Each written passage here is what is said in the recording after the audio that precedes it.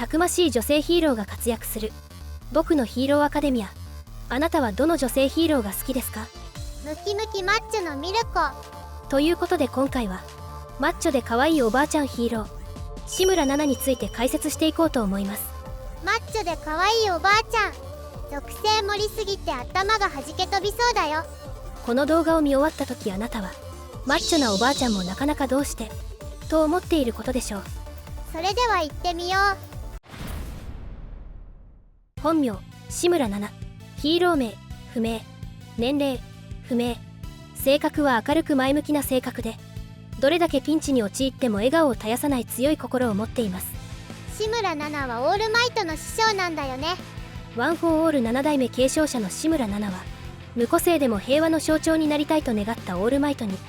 ヒーローとしての信念を教えた師匠で、オールマイトの行動理念やどんなピンチにも笑顔を絶やさず、現場に駆けつけた時は笑顔を見せ第一声に私が来たという理由は、志村奈々から教わったどんだけ怖くても自分は大丈夫だって笑うんだ、笑ってるやつが一番強いという言葉が元になっています。デクにとってのオールマイトみたいな関係だったんだね。一人息子を育てながら弟子も育成するというパワフルママさんヒーローの志村奈々はワン・フォー・オール歴代継承者の中で唯一の女性ヒーローです。さらに世界最強のヒーローオールマイトを育成したという偉業を成し遂げた女傑であると同時に、料理が下手で息子への愛情が深すぎたがために後世で有史以来最強のヴィランとなった信楽戸村を生み出した大先輩でもあります。志村奈々はどんな個性を持っているの？彼女の個性は浮遊です。空を飛ぶ個性だとグラントリノのジェットとか爆豪の爆破とかで飛んでるけど、それとはどう違うの？浮遊の個性はどちらかというとお茶子のゼログラビティに近い個性で、ふわふわと浮くことができるが推進力は別に用意する必要があり、デクは浮遊の個性とエアフォースや八景、黒ムチを併用して使うことで空中での機動力を確保していますが、志村奈々がどのように浮遊の個性を使いこなしていたのかは明かされていません。でもさ、グラントリノとバディを組んでいるぐらいだから、グラントリノに追いつけるくらい早く飛べてたんじゃないかな。その可能性は高いですね。またこの浮遊の個性は孫である信楽戸村の個性、伝播する崩壊を無効化するためのアンチ個性としての役割も持っており、志村奈々自身が原因で生まれたと言っても過言ではない。崩壊の個性に対抗するために存在する個性で、一見弱い個性に見えながらも最強の個性を無効化するという役割を備えています。因果応報というか運命のいたずら的な関係性を感じるよね。志村奈々が仲が良かった人はいるの？志村奈々の交友関係ならグラントリノ、志村小太郎、信楽戸村の3人が最重要人物でしょう。グラントリノと志村奈々はどういう関係だったの？一言で言うと親友です。グラントリノと志村奈々の関係性は一見すると恋人同士に見えますが、志村奈々には旦那がおり、すでにヴィランによって殺されていることが明かされています。旦那が殺されたってことはオール・フォー・ワンに狙われたのかな？詳しくは明かされていませんが、旦那が殺された後もヒーロー活動をしながらシングルマザーとして息子を育てている様子が描かれており、グラントリノは彼女の私生活には干渉せず、息子の小太郎とも接触していないため2人の間に恋愛感情はなく、彼女が殺されてしまった後もオールマイトの面倒を見て鍛え上げたり、志村奈々の孫である信楽戸村を彼女の代わりに殺そうとしていたりと、グラントリノが志村奈々の望みを叶えようとしているところを見ると、恋仲というよりかは親友であり戦友という表現が近いのではないでしょうか。なるほどね。でもさ、志村奈々の旦那さんって殺されるくらいだからヒーローだったんじゃないの？志村奈々の夫として噂されているのが6代目継承者の縁です。6代目が殺された旦那さんってこと？なんでそう思うのさ？根拠の薄い噂程度でしかありませんが、志村奈々の料理に小太郎が点数をつけるシーンで6点が出されていることや、志村という名字の中に6を連想する無という文字が入っていること、旦那が何者かに殺されていること、深い信頼関係がある継承者同士で男女のつながりだということ、これらのことから志村奈々の旦那はワン・フォー・オール6代目継承者の縁ではないかと考察されています。名字の数字とか6の札は根拠が薄いけど、6代目からワン・フォー・オールを託されたってことはかなり親密な仲だったってことだし、グラントリノが旦那は殺されたって言ってたから、それがオール・フォー・ワンに殺された6代目だったとしたら辻褄は合うよね。2代目と3代目は同じレジスタンス、5代目と6代目は先輩と後輩、7代目と8代目は師匠と弟子って関係が明かされているけど、6代目と7代目の関係って明かされてないもんね。わざわざオール・フォー・ワンに狙われるかもしれないのに、6代目が7代目にワン・フォー・オールを継承したのは2人の息子の小太郎を守る力を託したって考えたら結構自然な流れだよね。普通の主婦をしている志村奈々が突然ワン・フォー・オールを託されるというのは違和感がありますよね。息子の小太郎とはどんな関係だったの？息子の存在が明るみに出れば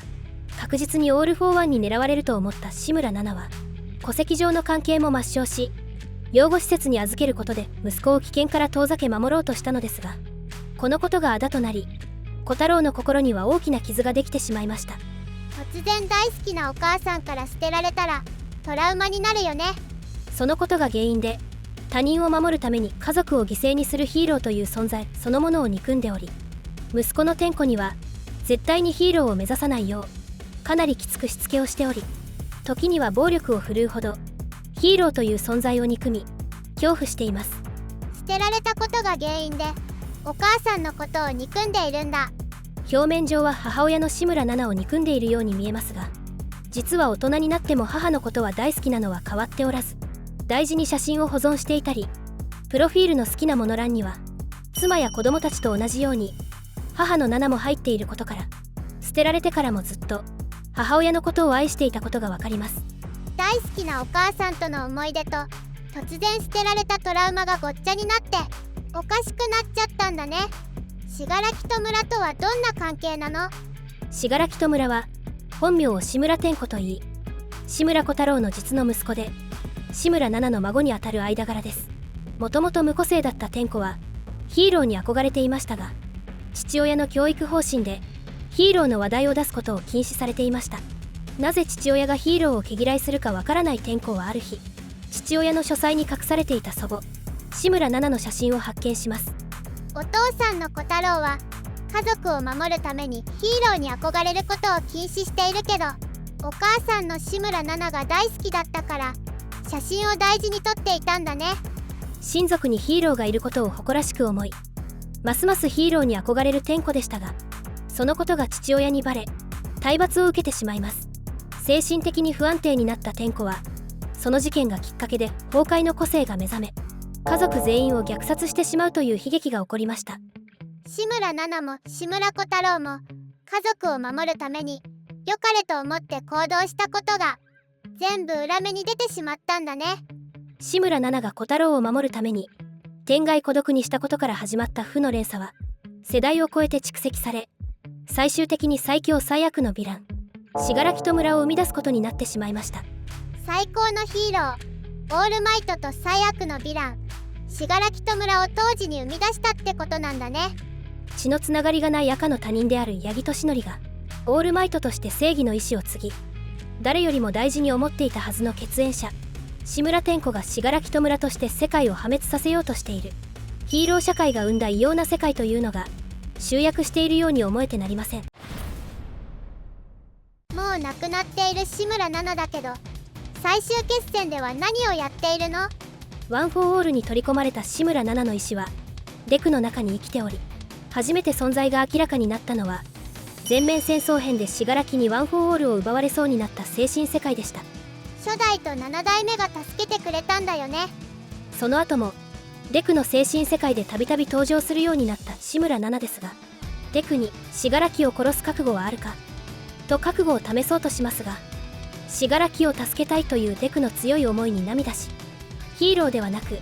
母親としての志村奈々の本音がこぼれます。自分が原因で信楽を作ってしまったことに責任を感じていたけど、本当は誰かに助けてほしかったんだね。真のヒーローは自己犠牲の上に成り立つというステインの歪んだ思想は皮肉にも志村奈々の人生そのものを表していて、世界平和のために家族を犠牲にした志村奈々にとって自分を助けてくれるヒーローを心のどこかで待ち望んでおり、デクが信楽を助けたいと決意を見せたことで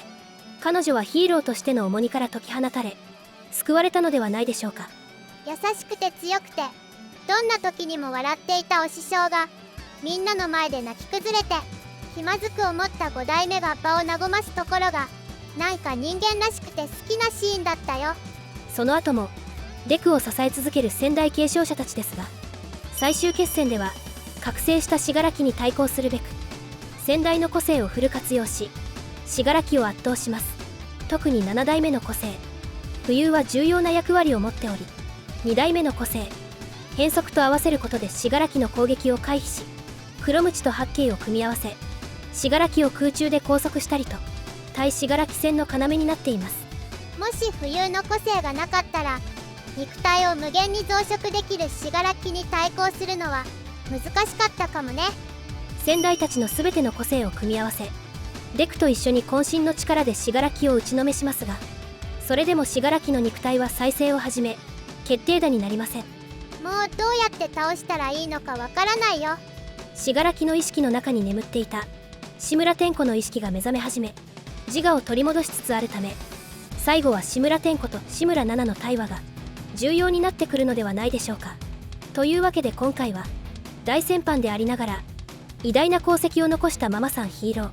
志村奈々について解説してきましたが、いかがだったでしょうか。この動画が1000いいねを超えたら子持ちヒーローシリーズ第2弾マンダレイの解説動画も作るからいいねとチャンネル登録よろしくね。それでは次回の動画でお会いしましょう。クルスウルトラ